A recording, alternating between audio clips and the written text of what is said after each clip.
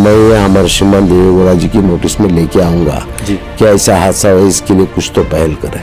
इंशाअल्लाह ताला इसका जवाब मैं आपको कल तक देना चाहता है। जुड़ जाए, अगर किसी भी मुसलमान को मेरा ओहदा, मेरा पोजीशन, मेरी जगह, मेरा चेयर चाहिए, मैं वादा करता हूं कि मैं अपना मुकाम भी देने के लिए तैयार हूं, बशर्त कि तुम उसके लायक रहो।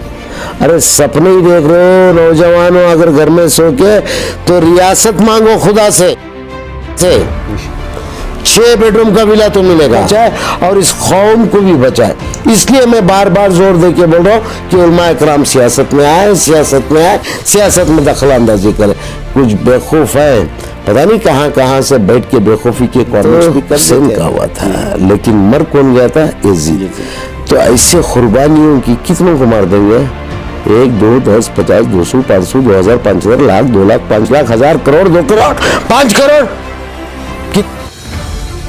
और खत्म हो जाना। फिर लिख देना तुम्हारे औलादों के लिए कि मैं एक नाकाम इंसान था इस धरती पे। शर्म आना चाहिए ऐसे मायना। दुनिया पूरी फतह कर ली, second population of the world of the Muslims.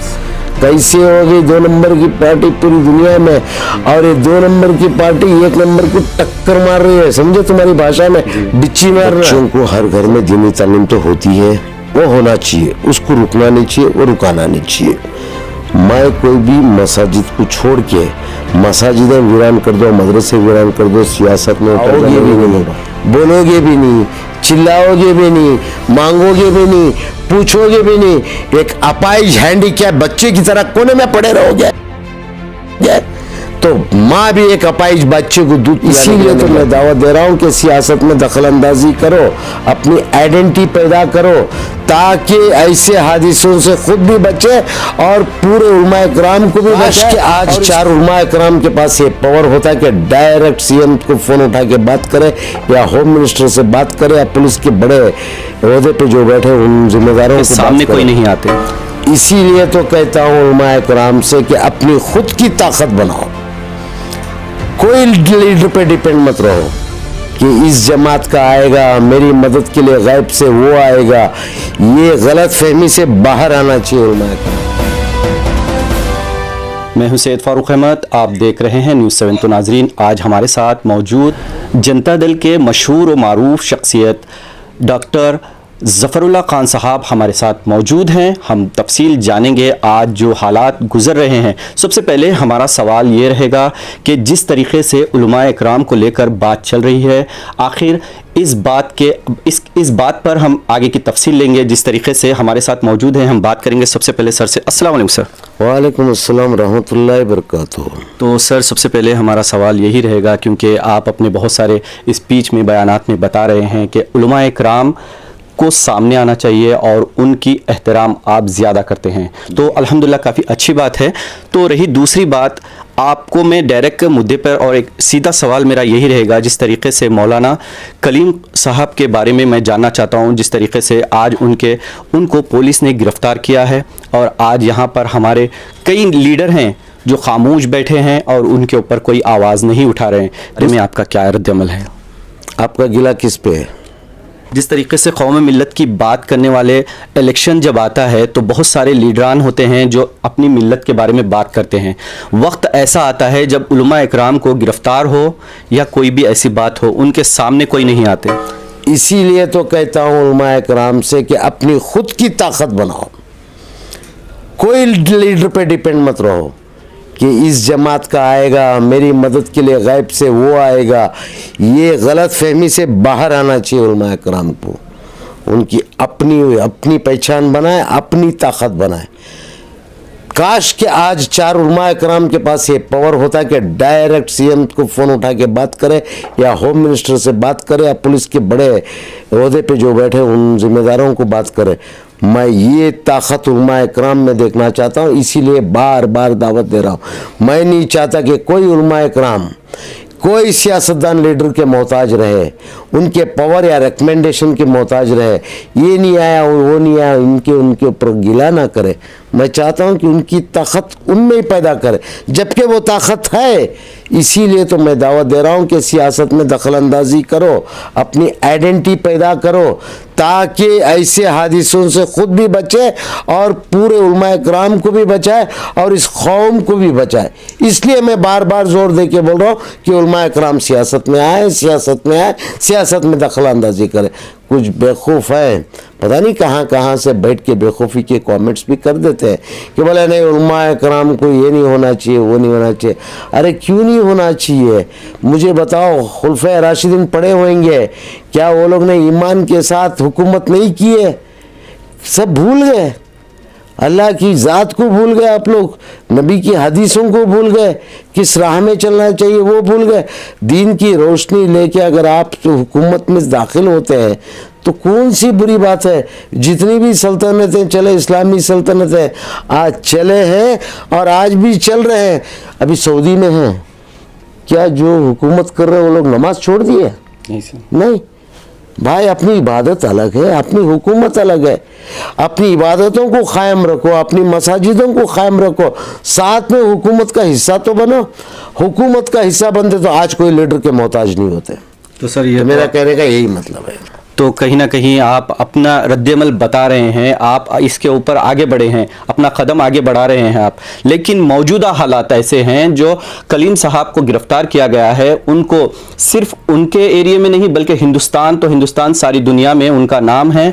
वो ऐसे कारनामे किए हैं जो आवाम यानी कि उम्मत के लिए, बहुत सारे लोगों के लिए, और हिंदू मुस्लिम यूनिटी भी वो बताते हैं हमेशा से। देखिए साहब, जहाँ तक आप जिनका जिक्र कर रहे हैं, कलीम साहब का जिक्र, मैं उसकी तफसील अभी तक नहीं लिया हूँ। इतना तो वादा करता हूँ, मेरे में इतनी ताकत नहीं है फ़िलहाल कि मैं डायरेक्ट किसी से बात करूँ। मुझे झूठा बोलना, लोगों को फंसाना नहीं आता है। मैं ये हमारे श्रीमान देवेगौड़ा जी की नोटिस में लेके आऊँगा कि ऐसा हादसा हो, इसके लिए कुछ तो पहल करें। इंशाअल्लाह ताला इसका जवाब मैं आपको कल तक दिला दूँगा इंशाल्लाह सर। और रही दूसरी बात, आपका बहुत अच्छा पहल है, उलमा इकराम आना चाहिए। जिस तरीके से आप हदीस की भी बात बताए, उस ज़माने में खुलफाए राशिदीन जिस तरीके से काम किए हैं, आज इस ज़माने में भी होना ज़रूरी है। लेकिन 1947 के बाद में, आज़ादी के बाद में जो लोग इख्तिदार में आए वही तो कहानियाँ लिखे। अंग्रेज़ तो थे नहीं कि जो सच्चा बयान करते हैं। अब कहानियाँ लिखने वाले ने जाहिर है कि वो उनके फेवर के कहानियाँ लिखे होंगे। जैसे कि आज कई गाँव, कई शहरों के नाम बदले जा रहे, कई चीज़ों को, बाबरी मस्जिद को राम मंदिर में बदल दिए यार। तो ये लोग ने तारीखें बदलने में तो माहिर हैं। तो मैं आप किस तारीख का सवाल मुझसे पूछ लिए जबकि मैं पैदा भी नहीं हुआ था? तारीख तो वाजे है तारीख, लेकिन हकीकत। लेकिन एक बात, मेरी बात कंप्लीट सुने जी सर। आज़ादी की लड़ाई में सबसे पहले यही उलमाए कराम थे। मैं यही बात आपसे पूछना चाहता हूं। ये सबसे पहले उलमाए कराम थे जी, जिन्होंने जहाद की, हथियार उठाया, आवाज उठाई, लड़ने मरने की बात की, इस मुल्क को आज़ाद कराने के लिए शहादतें जो पेश किए थे वो मसाजिदों से ही निकले थे, यही उलमाए कराम थे। उसके बाद में तो लाइन लगी। भाई देखिए, करने वाले ने तो कई रोल कर दिया। अभी मैं आपको एक छोटी सी मिसाल दूं। बकरा जो जुबा करते हैं वो कौन करते हैं? खसाई करता है जी? नहीं, इमाम साहब करते हैं। इमाम साहब बकरा जुबा करते हैं।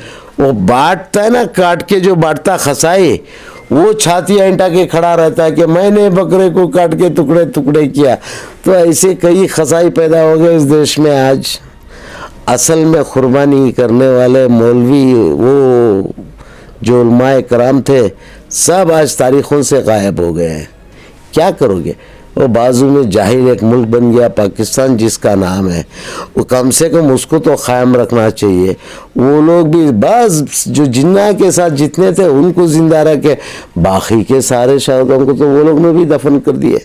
तो खैर, ये पिछली बातों में जाने का कोई मतलब, मकसद पे आ जाए कि उस दिन भी उलमाए कराम थे और आज भी आज उलमाए कराम की ज़रूरत है।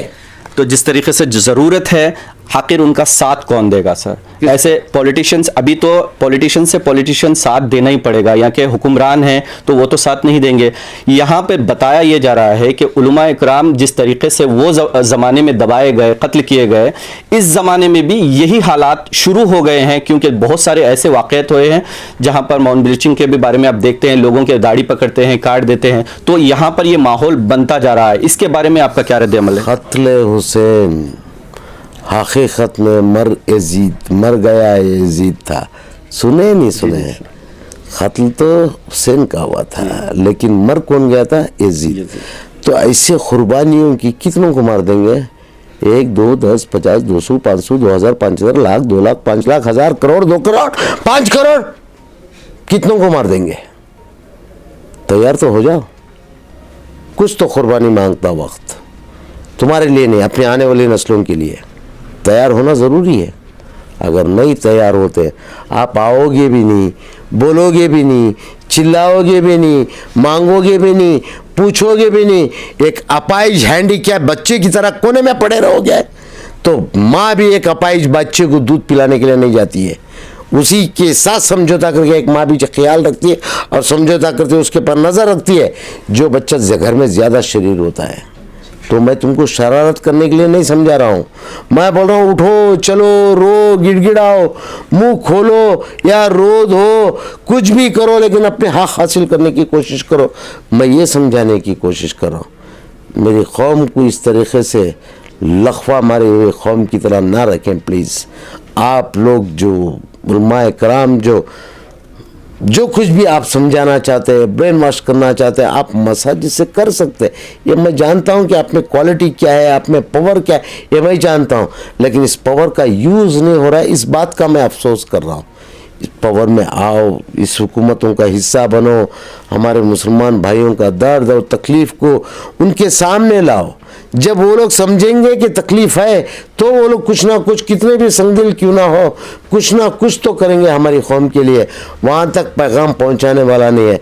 अरे मेरे देश से 2-4 हो जाएंगे खुदगर सियासतदान जो अपने चमचों को खुश करने के काम करते रहेंगे, जिसके दिल में ना खौफ खुदा है, ना दर्द मोहब्बत, ना दर्द कौम है, तो क्या इस कौम का क्या अंजाम होने वाला है? अल्लाह ही हाफिज़ बोलेंगे सारा, फिर पूरा इल्ज़ाम उठा के बोलते हैं अल्लाह ने जो नसीब में लिखा वो ये बोल के उधर फेंक के बैठ जाओगे तो ना। तो उस ज़माने में खुलफ़े राशिदीन निकले थे बाहर, रोम से टकरा गए थे। दुनिया की कितने कहानियाँ, कितने किस्से पढ़ोगे आप कि इन्होंने इस तरीके से जंग की, अच्छों को पसीना छुड़ा दिए थे। इसका मतलब मैं हथियार उठाने के लिए नहीं बोल रहा हूँ, अपने जहन से लड़ो, अपनी काबिलियत से लड़ो, अपने इल्म से लड़ो, अपनी ज़बान से लड़ो। आपको जो इल्म की जो ताकत दी गई है कुरान से जो हासिल किया हो उसका इस्तेमाल करो, हदीस को आगे लाओ, सीरतुल नबी को आगे लाओ, उस रूट से निकलो। आप निकलेंगे तो इंशाअल्लाह ताला। मुझे एक बात बताओ, ये एक मिसाल के तौर पे ये बात समझ लो कि इस्लाम उस दौर की एक पार्टी है, यहूदियों की एक पार्टी थी, क्रिश्चियनों की एक पार्टी थी, कुछ ऐसे नास्तिक थे जो तो कोई धर्म ही नहीं मानते थे, तो वो एक पार्टी थी। तो एक नई पार्टी पैदा हुई थी, उस पार्टी का नाम था इस्लाम। अगर मानो तो वो पार्टी आज दुनिया के 2nd नंबर पे कैसे आ गई? नबी के पास पैसे थे नहीं थे, लेकिन अल्लाह की ज़ात पे भरोसा था तो चल पड़े। चलने के बाद मैं आज दुनिया पूरी फतह कर ली। 2nd population of the world of the Muslims कैसे हो गई 2 नंबर की पार्टी पूरी दुनिया में, और ये 2 नंबर की पार्टी 1 नंबर को टक्कर मार रही है। समझे तुम्हारी भाषा में डिच्ची मारना, समझ में आ रहा है नहीं आ रहा है? मार रहे नहीं मार रहे हैं? कौन जीता था अफगानिस्तान को आज तक? रशिया ने जीता था, रोमन एम्परर ने जीता था, अमेरिका ने जीत लिया। अरे दीन का वो ताकत अंदर से उठ के आना चाहिए।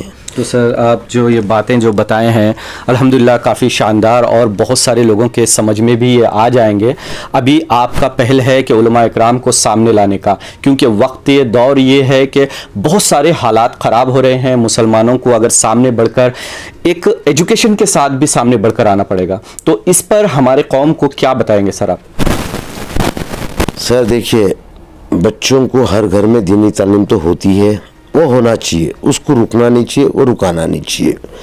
मैं कोई भी मसाजिद को छोड़ के मसाजिदें वीरान कर दो, मदरसे वीरान कर दो, सियासत में उतर जाओ, मैं ये नहीं बोल रहा हूँ। मैं बोल रहा हूँ उसके साथ साथ, साहब मुझे मालूम है आप गोश्त खाने वाले हो, मैं आपको गोश्त खाने से मना नहीं कर रहा हूँ। मैं बोल रहा हूँ गोश्त के साथ साथ अल्लाह ने इस ज़मीन पे ना जाने कितने किस्म की नेमतें रखे हैं, उसको भी चखो। वो भी तुम्हारी ज़िंदगी में ज़रूरत है। एक वक्त तरकारी खाओ, एक वक्त चिकन खाओ, एक बार मच्छी खाओ। मैं ये बोल रहा हूँ टेस्ट, डिफरेंट टेस्ट लो, ताकि आपको तजुर्बा रहे कि दुनिया में अल्लाह ताला ने कितनी नेमतें रखी थी, उसका इस्तेमाल करो और उससे दूसरों को इलाज होता है। आप चार को नसीहत कर सकते हैं। जब तक हुकूमत का हिस्सा नहीं बनेंगे, हुकूमत में मुसलमानों के फेवर में कोई भी कानून पास नहीं करा सकते। जगह नहीं है जो हमें तालीम याफ्ता होने के बावजूद भी हमें वहाँ पर प्लेस मिल रही है। अफसोस, अफसोस, बड़ा ही अफसोस। जो अल्लाह की ज़ात से मायूस हो जाते हैं, उन नौजवानों पे अफसोस। क्या था ज़फ़रुल्लाह खान के पास? सिर्फ एक सोच थी जो इस मुकाम तक पहुंचाई है। वरना मैं फिज़िकल भी फिट नहीं, मेरे हाथ में कोई सर्टिफिकेट नहीं, मैं ना ही मैं जवान या खूबसूरत हट्टा कट्टा था। क्या था मेरे पास? एक जहन थी जी। एक जहन के साथ एक सोच थी। सोचो, उस रब के ऊपर भरोसा रखो। अरे सपने ही देख रहे हो नौजवानों, अगर घर में सो के तो रियासत मांगो खुदा से। 6 बेडरूम का विला तो मिलेगा। तुम पहले से ही मायूस हो गया, नहीं मेरे हाथ से कुछ भी नहीं होता, 1 बेडरूम का हाल मिल गया तो बस उतने में गुजारा करना और ख़त्म हो जाना। फिर लिख देना तुम्हारी औलादों के लिए कि मैं एक नाकाम इंसान था इस धरती पे। शर्म आना चाहिए ऐसे मायूस मुसलमानों को। उठो, जागो, मेहनत करो, उसकी ज़ात पे भरोसा करो, अपनी मेहनत पे भरोसा करो। अब अपने जिस्म से प्यार करोगे, बाकी के ऐशो आराम को सब भूल जाओ। सारे ऐशो आराम चाहिए तो जिस्म को दुश्मनी करो, जिस्म को तोड़ो, खुद कुछ बनो और औरों को बनाओ। औरों के लिए जीना सीख जाओगे, औरों के नसीब का रिस्क तुम्हारे हाथ में आ जाएगा, औरों के नसीब से खुद पल जाओगे। उठो, बेड़ा तो उठाओ, रब पे भरोसा करो नौजवानों।